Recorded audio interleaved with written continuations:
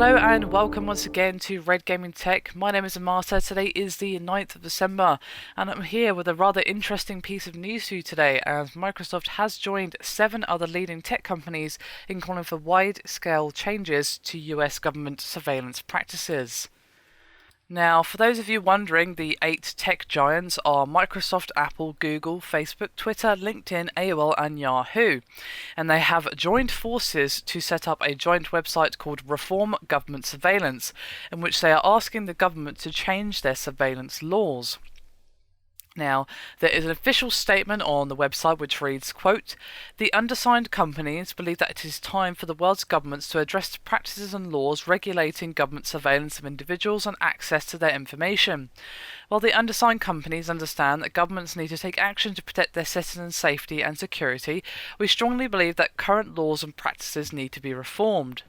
And they then list 5 principles that it believes the US government should be putting into action. And those 5 points are limiting government authority to collect users' information, oversight and accountability, transparency about government demands, respecting the free flow of information, avoiding conflicts among governments. As well as this, there was an official statement from Brad Smith, who is the Executive Vice President of Legal and Corporate Affairs at Microsoft, and he said, quote, "People won't use technology they don't trust. Governments have put this trust at risk, and governments need to help restore it." Now, this is not the first time that Microsoft has spoken out on the privacy issue, of course. Just the other day, Microsoft said that it was alarmed by reports that governments were circumventing online security measures. This was again from the VP Brad Smith, who I previously mentioned, and of course they've come under fire before, as it was revealed that they handed over customer data to governments and of course were allowing the NSA to use Skype and other Microsoft tech to actually collect data. So this isn't hardly the first time that Microsoft have trod on this ground, and of course there were numerous privacy concerns and data collection concerns regarding the Kinect when of course the Xbox One was first revealed back at E3. There were a fair few concerns at the time, and they were well justified, of course, as at the time of reveal. Of course this has been changed long since then. The Kinect could not be turned off, so people were concerned about it collecting data even when they weren't using it.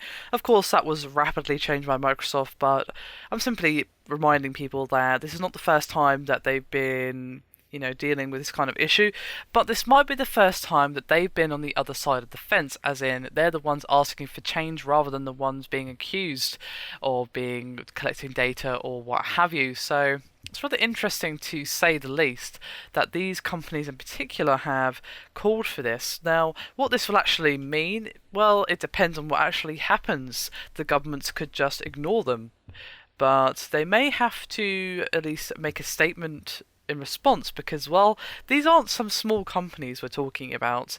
Microsoft, Apple, Google, Facebook, Twitter, LinkedIn, AOL, and Yahoo.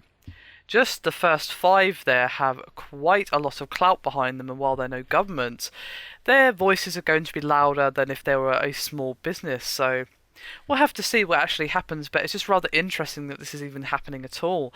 And of course, Microsoft, you could say that yes, part of this is them wanting to improve their image and show their users that they're making a concerted effort to change the way that things work and protect their data. Yes, of course, that's part of the reason that they're doing it, but I don't think that's the entire reason. And even if their reasons are slightly selfish, and all the companies' reasons are probably slightly selfish, if it ends up bettering us, the consumer, then I don't think we can really complain. But whether or not that actually happened, well, that remains to be seen. Forgive me for being a bit cynical, but I'm not sure if this is actually going to change anything. But they can feel free, to prove me wrong. Anyway, that is me done for this video. Hope you've enjoyed it. Thank you very much for watching, and I'll see you next time.